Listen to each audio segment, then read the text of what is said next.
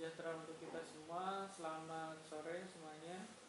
Baik, di sore hari ini kita akan melaksanakan usulan penelitian untuk sidang proposal ya, atas nama Muhammad Nanda Fatur Rahman, NIM 1910311042,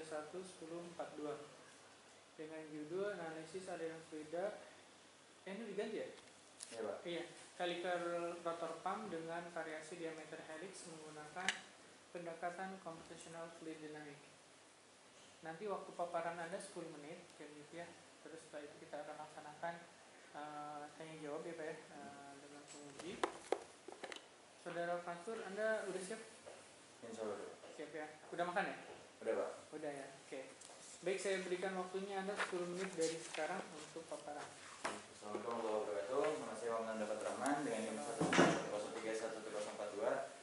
Saya ingin mempresentasikan tentang proposal studi saya dengan judul analisis aliran fluida helical rotor pump dengan variasi diameter helix menggunakan pendekatan computational fluid dynamics. Dengan dosen pembimbing, dosen pembimbing 1 Bapak Farudin STMT dan dosen pembimbing 2 Dr. James Julian STMT.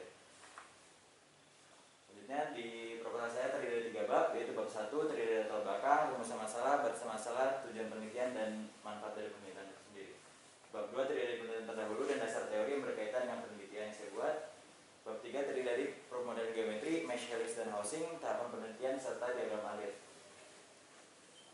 Nah, ini dia latar belakangnya. Pompa merupakan peralatan mekanis yang digunakan untuk memindahkan fluida dari dataran rendah ke dataran tinggi sebagai media distribusi si fluida itu sendiri. Ada 2 jenis pompa submersible, yaitu centrifugal pump dan helical rotor pump. Helical rotor pump sendiri memiliki 2 nama lain, yaitu progressive cavity pump dan positive displacement pump. Submersible pump yang sudah ada belum bekerja dengan kinerja efektif dan efisien menurut dari Wei dan Sun tahun 2016. Centrifugal pump hanya dapat dicelupkan sedalam 250 meter, sedangkan helical rotor pump dapat dicelupkan lebih dalam yang menjadi salah satu keunggulan dari si helical rotor pump sendiri menurut dari Igbek tahun 2020. Performa pompa dipengaruhi 3 faktor, yaitu ukuran rotor atau ukuran dari si pompa itu sendiri, viskositas fluida yang masuk, dan perubahan ukuran pada statornya. Faktor tersebut mempengaruhi flow rate dan perubahan tekanan yang terjadi di dalam pompa menurut dari Gamboa et al. Tahun 2002. Penelitian terdahulu membahas mengenai pengaruh viskositas fluida terhadap flow rate, dan belum ada penelitian yang membahas tentang pengaruh diameter helix terhadap flow rate pompa helical rotor. Rumusan masalah yang saya buat di proposal skripsi saya adalah ada 2, yaitu yang pertama, sejauh mana pengaruh diameter helix terhadap kinerja helical rotor pump dengan menggunakan super ANSYS. Yang kedua, sejauh mana pengaruh kecepatan putar dengan variasi 150, 250, 350, dan 450 rpm terhadap pressure dari aliran fluida helical rotor pump. Batasan masalah yang saya buat agar pembuatan proposal saya tidak terlalu jauh dan melebar kemana-mana, ada 6 poin, yaitu data flow rate yang didapat pada helical rotor pump berdasarkan simulasi software ANSYS. Yang kedua, ada kecepatan putar rotor sebesar 150, 250, 350, dan 450 rpm. Yang ketiga, fluida yang digunakan air dengan jenis aliran laminar. Kenapa saya pilih aliran laminar? Karena di penelitian sebelumnya juga ditemukan bahwa aliran yang mengalir di dalam helical rotor pump adalah aliran laminar. Penelitian ditinjau dalam aspek mekanikal pompa air helical rotor. Variasi diameter helix yang saya gunakan nanti untuk penelitiannya ada 15, 20, dan 30 mm. Saya pilih ukuran ini, variabel ini karena dari penelitiannya di angka 14 mm dan 40 mm. Dan saya ambil angka 15, 20, dan 30 itu karena di antara tengah-tengah dari 14 sampai 40 mm. Material yang saya gunakan, material aluminium.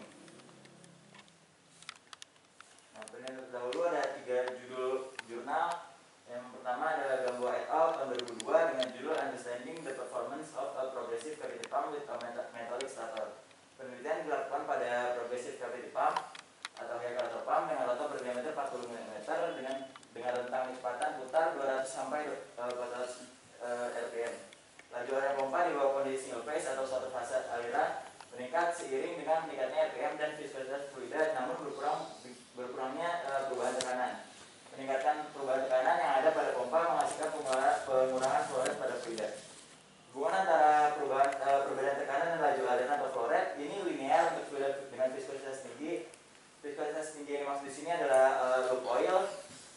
Sedangkan untuk fluida dengan viskositas rendah seperti air, hubungannya tidak linear. Judul kedua dari jurnalnya ada New Approach for Modeling Progressive Cavity Pump Performance. Dari Gamboa et al. Tahun 2003, eksperimen dalam keadaan satu fase kuasa dilakukan pada air dan 3 minyak pelumas dengan kecepatan putaran 100 hingga 1200 rpm, menghasilkan aliran laminar yang terjadi antara rotor dan stator. Perubahan tekanan yang terjadi pada pompa menghasilkan pengurangan flow rate fluida. Nah, statement yang selanjutnya sama seperti penelitian yang sebelumnya. Kalau viscositas tinggi atau lube oil atau minyak, itu minyak pelumas flow rate-nya dengan kurva linear, sedangkan kalau misalnya fluida air itu kurvanya tidak linear.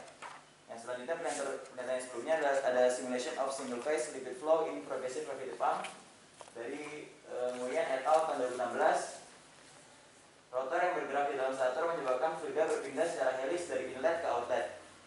Desain satu lobe stator atau satu tubing stator lebih mudah dimengerti dibandingkan dengan multi lobe stator yang lebih rumit pada geometri dan aliran fluidanya.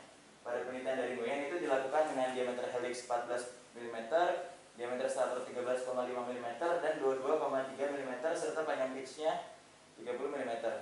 Dengan jenis fluida yang berbeda menghasilkan flow rate yang berbeda. Selanjutnya, dasar teorinya, pompa merupakan peralatan mekanis yang digunakan untuk memindahkan fluida dari dataran rendah ke dataran tinggi dan sebagai media distribusi fluida. Ini menurut dari Bayu Kusuma et al. Tahun 2020. Helical rotor pump dengan dua nama jenis lainnya yang tadi sudah saya sebutkan, progressive gravity pump dan positive displacement pump, merupakan pompa yang memanfaatkan rotor berbentuk heliks dan stator untuk menghisap air dan gravitasi terjadi antara rotor dan statornya. Ini menurut Nguyen et al. Tahun 2016. Fluida merupakan zat yang berada dalam keadaan cair dan gas. Fluida dibagi menjadi dua, yaitu kompresibel dan incompressible. Namun fluida dikatakan kompresibel ketika kecepatan dari kompresnya melebihi dari kecepatan sepertiga kecepatan suara, yaitu 412 km per jam. Dan biasanya air itu dikatakan fluida incompressible. Flow rate merupakan banyaknya fluida yang masuk pada suatu waktu. Pada beberapa studi, banyak faktor yang dapat mempengaruhi flow rate dari suatu pompa air. Selanjutnya ada CFD atau Computational Fluid Dynamics, merupakan teknologi komputasi untuk mempelajari gerakan fluida yang mengalir. Computational segala sesuatu yang berhubungan dengan matematis dan metode numerik, sedangkan Fluid Dynamics adalah gerakan fluida baik berupa zat cair dan gas. Nah, pada penelitian saya itu saya akan melakukan 3 tahapan penelitian. Yang pertama ada processing, solving, dan pre-processing, solving, dan post-processing. Di mana pre-processing saya membuat desain dulu dengan software CAD, setelahnya di solving, menentukan boundary condition, serta memasukkan input-input nilai yang saya akan masukkan, yaitu post processing berupa tahap akhir penelitiannya dengan menampilkan hasil-hasil dari nilai inputnya yang sudah saya masukkan dengan berupa kontur, grafik, dan simulasinya nanti. Nah, diameter rotornya ada gambar panjang rotor 200 mm. Nanti dengan panjang rotor 200 mm, per pitch-nya 40 mm, dan revolution-nya itu ada 5 bulir. Ini diameter rotor 15 mm, diameter 20 mm, dan diameter rotor 30 mm. Ini gambar 3D-nya dari tampak samping, diameter 15, 20, dan 30. Ini housing-nya. Diameter statornya nanti 30 dan 40. 30 di bagian depan sini, 40 ini di sini. Sesuai pitch-nya. Nah, ini setelah di mesh dengan total mesh 161.164 elemen mesh dan 32.955 nodes. Dengan jenis mesh tetrahedral. Kenapa saya ambil mesh tetrahedral? Karena mesh tetrahedral memiliki keakurasian yang tinggi saat dilakukan simulasi. Ini diagram alirnya. Pertama mulai studi literasi, identifikasi masalah dan kebutuhan, pengumpulan data eksperimen sesuai jurnal-jurnal yang sudah saya kumpulkan, pengembangan dan pemilihan konsep, setelah itu desain helix dengan variasi diameter berbeda di aplikasi CAD. Setelah itu desain housingnya mengikuti variasi dari diameter, melakukan meshing file di ANSYS Workbench. Habis itu setelah itu melakukan proses simulasi. Jika proses simulasi itu mengalami kegagalan atau masalah, nanti saya kembali lagi ke desain helixnya, mungkin ada kesalahan dari desainnya. Setelah itu saya lakukan jika berhasil dari proses simulasinya, maka saya akan simpan data simulasi, lakukan hasil pembahasan nanti saya membandingkan kurva yang sudah saya temukan, kurva yang sudah saya hasil dari simulasinya, nanti saya bandingkan, saya compare dengan kurva yang sudah ada dari data eksperimen. Setelah itu saya melakukan kesimpulan. Setelah itu penelitian saya sudah selesai. Terima kasih, Pak. Baik, terima kasih Saudara Fatur ya untuk paparannya. Anda kurang dari 15 menit, 10 menit kurang lebih. Baik, selanjutnya kita ada yang jawab atau masukan dari penguji. Saya persilahkan persilahkan kepada Dr. Damal Lakasya untuk memberikan materi Pak. Ya, oke. Terima kasih Pak Fahrudin. Oke, bisa buka masker supaya saya bisa kenal gitu. Karena saya nggak pakai masker, supaya bisa kenal ya. Muhammad Nanda Fatur Rahman ya, angkatan 2019. Judulnya itu analisis aliran fluida helikal rotor pump dengan variasi diameter helix menggunakan pendekatan CFD. Masalahnya apa? Identifikasi masalah. Kenapa ini harus dilakukan analisis? Karena dari penelitian sebelumnya belum ada penelitian yang mengambil perubahan dari diameternya Pak. Padahal ada 3 faktor yang harusnya bisa mempengaruhi dari flow rate dan perubahan tekanan. 3 faktornya itu ukuran dari si pompa, viskositas dari fluida, dan ukuran perubahan yang terjadi pada statornya Pak. Jadi saya karena belum ada yang mengambil judul dengan variasi diameter, makanya saya mencoba meneliti dengan variasi diameter Pak.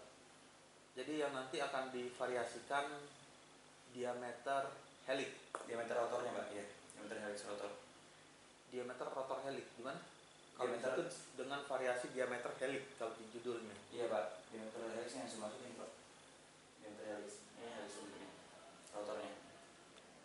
Oke, terus memilih 15, 20, 30. Kenapa memulai di angka 15 mm, nggak memulai di angka 10?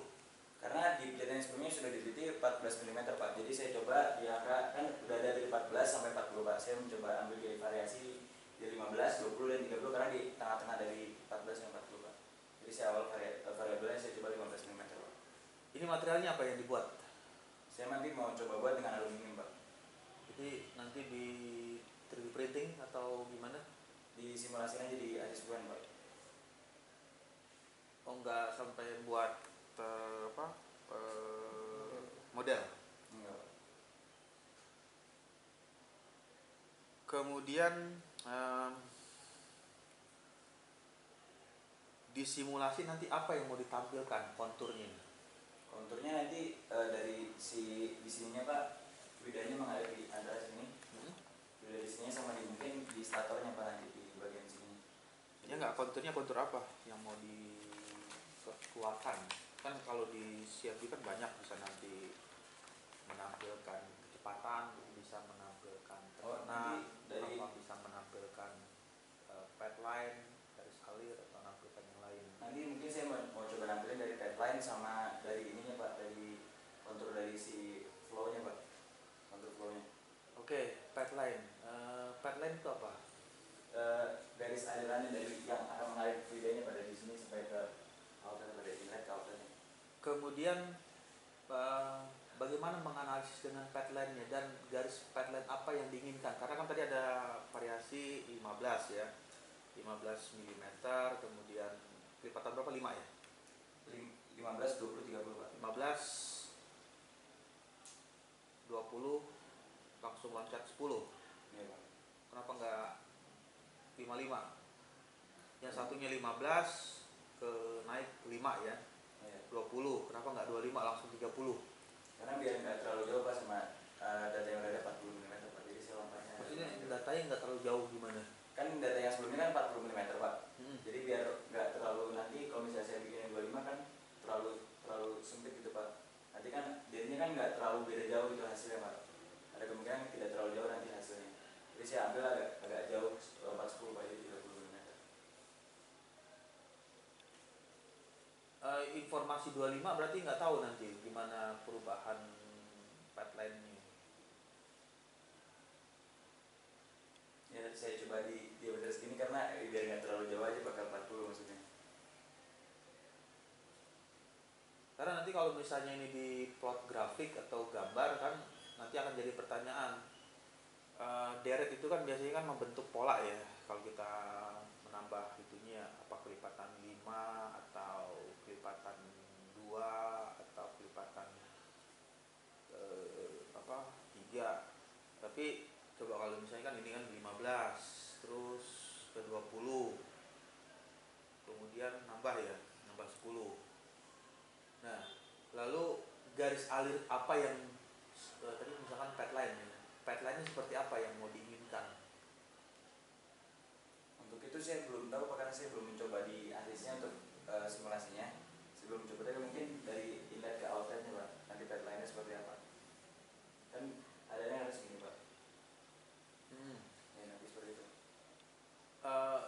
gimana? Maksudnya yang alirannya yang separasi atau alirannya yang mengikuti kontur lakukan Oh, dari mengikuti kontur ini Pak, mengikuti konturnya si helix ini nanti jadi gini.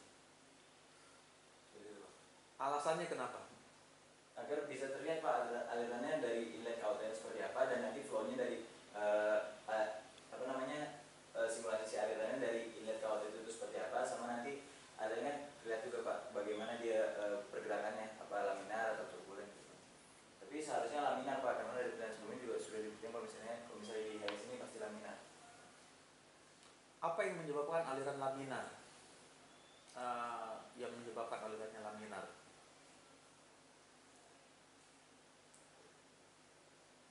Kalau dari penelitiannya dia bilang itu, sebentar Pak, kalau dari penelitiannya dia bilang itu karena bentuknya ini didesain sama si aliran ini membentuk choke flow, dan choke flow itu tuh udah pasti laminar Pak. Saya juga pernah mengerti karena studi literasi saya masih sampai segitu aja Pak. Jadi belum tahu kenapa dia laminar. Iya Pak. Kalau turbulen? Kalau turbulen harusnya nggak Pak, karena dia pergerakannya hanya ke kanan ke kiri gini aja Pak, nanti kanan ke kiri gini aja atau ke atas bawah gini.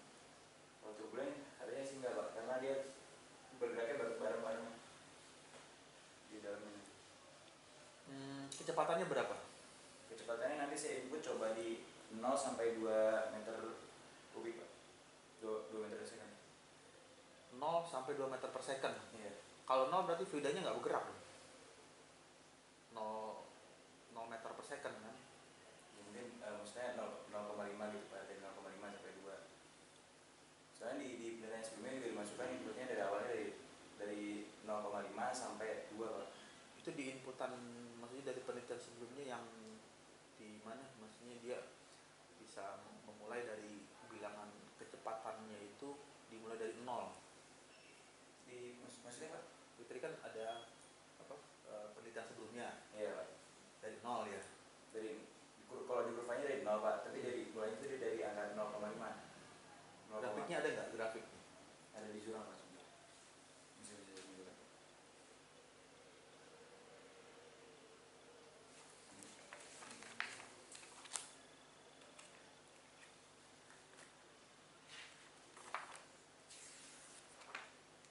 Ini Pak.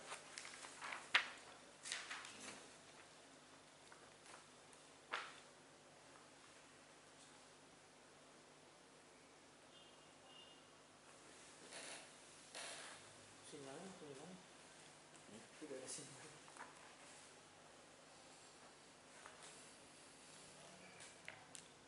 Ini Pak.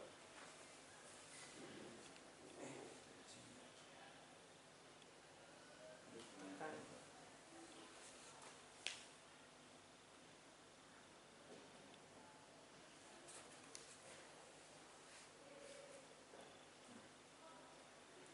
Ini Pak. Ini flow-nya 0,5 sampai 2 setengah. Rotational speed Iya. itu putaran RPM. Iya Pak. Tadi yang 0 itu apa? Ini Pak. Flow rate Pak. Nanti kesempatannya mungkin saya coba atur di situ flow-nya. Flow rate-nya 0 ya. Rotasionalnya juga 0. Iya Pak.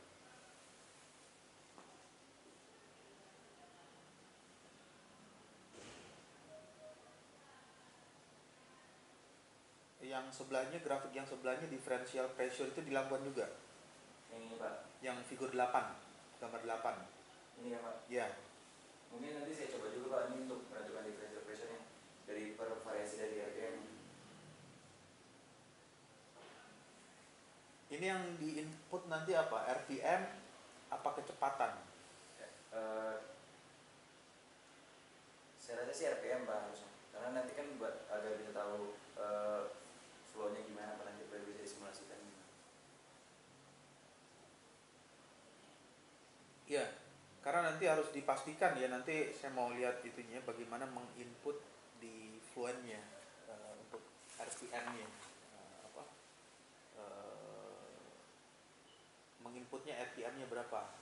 Karena kan RPM kan singkatan dari ini ya, rotational per menit ya, putaran per menit. Gimana menginput di ini di software Fluent atau di CFD-nya ya. Terus nanti komparasinya gimana, membandingkan atau meyakinkan bahwa simulasi itu sesuai gitu yang diinginkan. Ini Pak, nanti saya kan ini udah ada contohnya Pak dari kurvanya, nanti mungkin saya masukkan penelitian saya di antara sini Pak, dibandingkan nanti komparasi. Ini dulu sudah ada.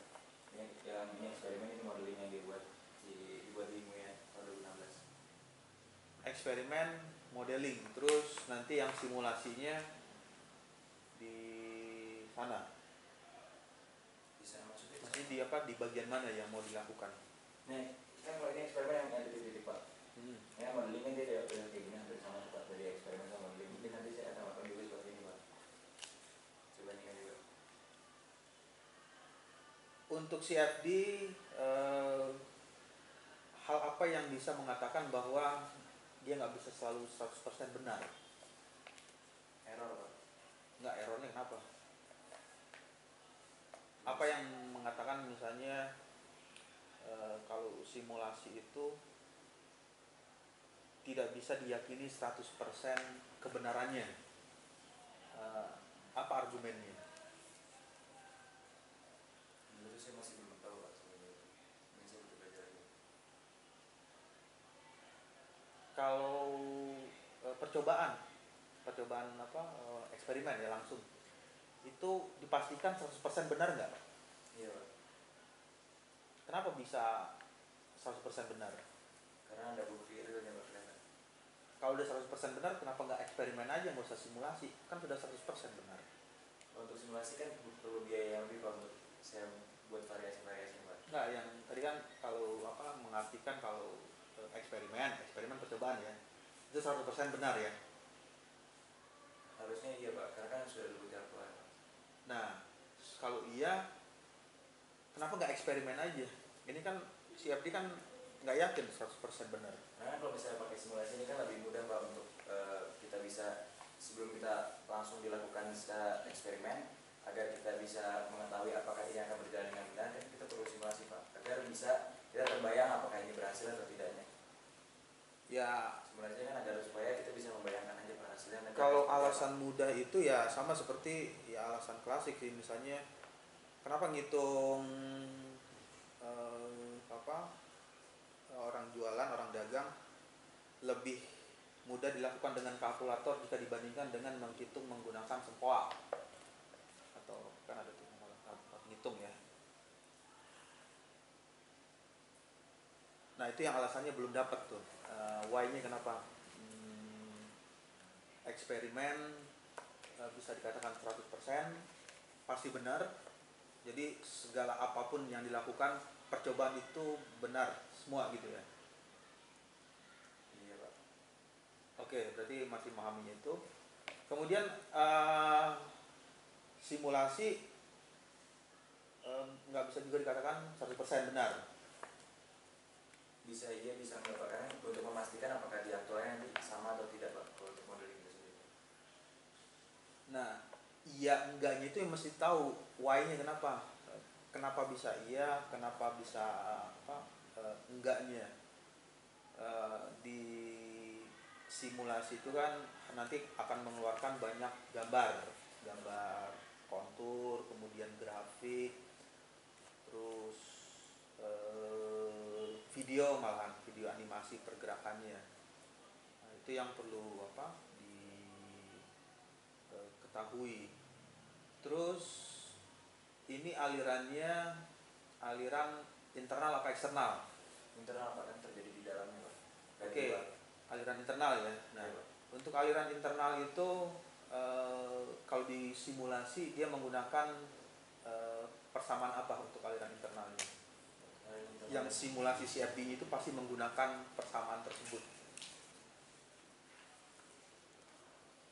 Persamaan konversi momentum Pak, kalau aliran internal Pak. Apa? Bersama konversi momentum. Konversi momentum, perubahan momentum. Iya Pak. Atau saya salah Pak, sebenarnya Misalkan kalau untuk itu saya masih, kalau untuk rumus itu sendiri bersama-sama itu sendiri saya masih agak bingung soalnya Pak. Ya, jadi masih banyak PR ya, artinya yang perlu dibaca lagi. Kemudian momentum itu apa? Momentum. Nah, tadi ada persamaan momentum kan? Ya, momentum itu apa? Ada, arti atau definisi dari apa momentumnya? Terus saya masih agak-agak lupa Pak maksudnya Pak. Sepertinya yang saat itu terjadi Pak, ada yang terjadi atau suatu kejadian yang terjadi Pak. Ya, jadi buka lagi teori itunya,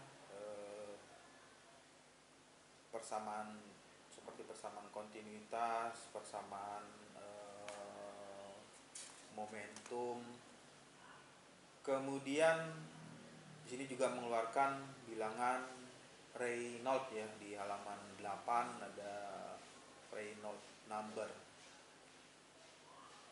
Reynolds itu apa? Kalau Reynolds itu yang selama ini diketahui, Kayak inersia dibagi kayak gitu.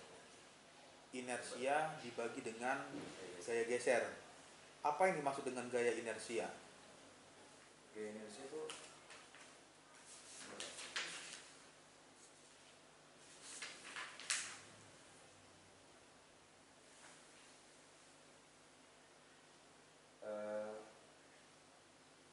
gaya,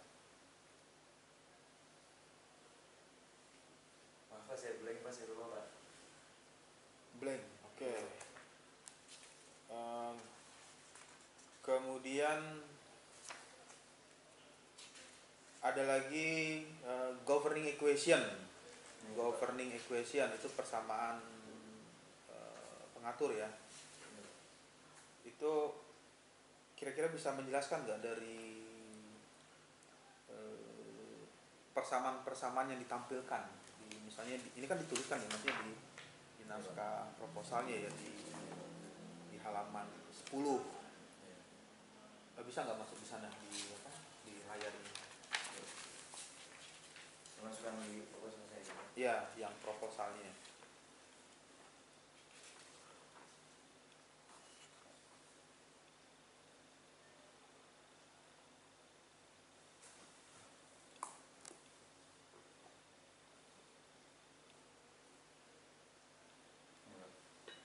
Nah, itu ada, itu bacanya apa tuh? Yang 28 governing equation ya, yang paling atas itu. Ini Pak. Iya. Membaca rumusnya. Kalau saya ingat saya aja ya Pak ya. Turunan parsial dari densitas ini dibagi turunan parsial dari segi T atau waktu Pak. Kemudian minus gradiennya si densitas U vektor sekarang. Kemudian ada tanda negatif ya di sana ya, strip ya. Itu artinya apa makna negatifnya? Negatif kemudian di apa? V ya. Nah itu artinya apa? Ada arti negatifnya. Negatif gradien ya Mas. Iya. Negatif gradien. Iya. Arti negatifnya apa? Kalau misalnya bedanya negatif dengan positif. Kalau negatif artinya nilainya minus Pak. Minus. Yang minus apanya minusnya? Hasil dari sini Pak. Ini. Hasilnya minus. Persamaannya sendiri soalnya saya masih agak bingung Pak, soalnya terlalu banyak ini kan Pak, terlalu banyak persamaan, jadi saya masih agak bingung, saya masih butuh belajar Pak yang soal permasalahan persamaan ini. Ini dapat persamaan dari mana nih? Dari baca studi literatur Pak. Studi Literatur saya Pak. literatur dari jurnal. Dari tugas akhir Pak. Tugas akhir orang. Dari tugas akhir orang. Iya Pak. Tugas akhir tahun 2018 ya Pak. Nah ini yang bahaya nih. Karena poinnya kalau misalnya memasukkan sesuatu itu ya minimal kita tahu ininya, arti dari hal tersebut, arti dari tulisannya atau arti dari makna kalimat atau persamaan yang dituliskan. boleh jadi bisa saja ini persamaannya nggak ada hubungan dengan mau yang dikerjain.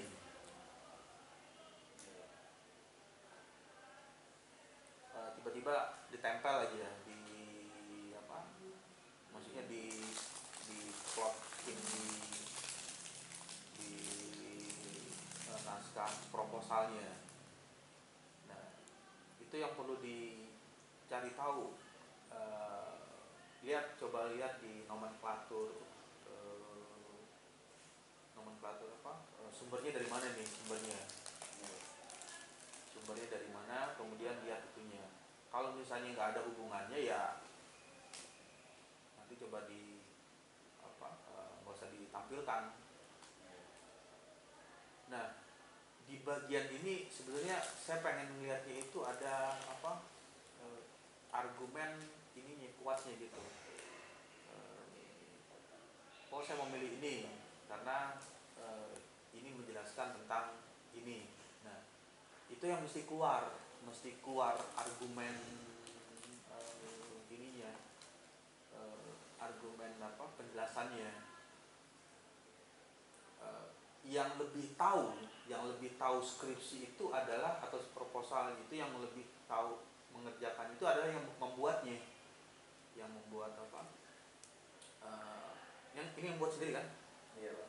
Jadi harus lebih tahu dari pembimbingnya. Iya. Karena yang mengerjakan langsung, yang ngetik rumusnya, kemudian simbol-simbolnya dan seterusnya, itu yang perlu lebih banyak tahu materi yang dituliskan. Karena di komponen penilaian itu kan ada 50% ya, 50% untuk penguasaan materi yang dituliskan. Ya, jadi komentarnya banyak materi-materi yang bahasa lainnya. Coba lihat per kata, per kalimat, maknai, pahami, sampai bisa ngerti. Kalau misalnya nggak ngerti, ya itu akan menjadi pertanyaan. Kenapa memasukkan di situ, menuliskan rumus-rumus yang ditampilkan. Untuk sementara itu aja Pak Fahrudin. Baik, terima kasih Pak Damarang sudah memberikan masukannya untuk saudara Nanda Fatur Rahman, Muhammad Nanda Fatur Rahman. Oke, saya kira dari beberapa tadi yang sudah dikasih masukan kayak begitu ya, nanti Anda bisa catat kayak begitu ya, terus bisa memperbaikinya kembali kayak begitu ya di beberapa ya. Tadi mungkin untuk computational fluid dinamiknya kayak begitu ya, ada beberapa mungkin Anda sulit untuk mencari persamaan untuk aliran internalnya kayak begitu ya. Terus tentang tadi teori ya, tentang teori kontinuitas, momentum, terus tentang bilang Reynolds kayak begitu ya. Jadi tadi yang sudah dikasih tahu ya, jadi kita tidak bisa asal masukkan saja gitu ya, tapi kita juga harus tahu maksud apa kayak begitu ya dari rumus tersebut kayak begitu ya. Mungkin karena waktu kali ya, kita nggak bisa ini lagi kayak gitu, sehingga ada beberapa yang dimasukkan menyesuaikan kayak begitu ya. Tapi nanti kita tinjau kembali kayak begitu ya, untuk aliran internal ini, untuk persamaan di dalam mekanika fluid ini seperti apa kayak begitu ya, terutama di dalam memasukkan ke ansisnya nanti kayak begitu ya.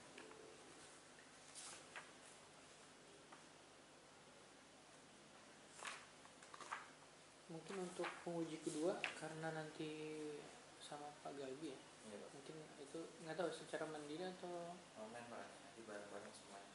di online kan ya. Ya mungkin nanti mungkin catatan dan yang lainnya jangan sampai lupa apa yang dipertanyakan ataupun apa yang perlu diperbaiki kayak begitu ya. Pak Damar mungkin masih ada mau ditambahkan Pak?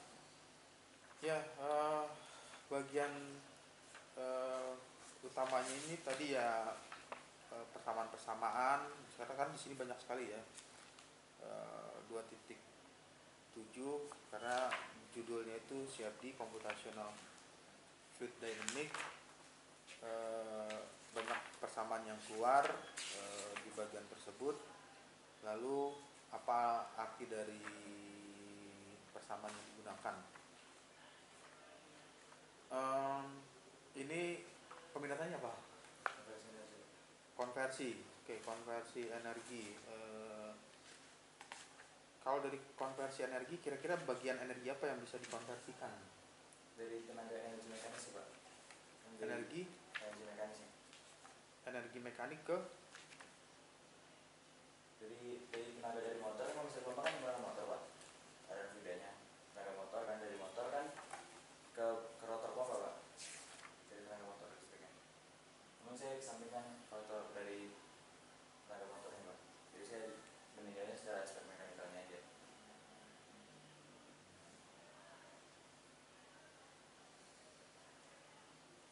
tenaga motor ya? Iya, Pak. Namun saya kesampingkan itu, Pak. Gimana? Tenaga motor dikesampingkan? Iya, maksudnya kan itu kan jadi saya meninjau penelitian ini dari segi aspek mekanikalnya aja, Pak.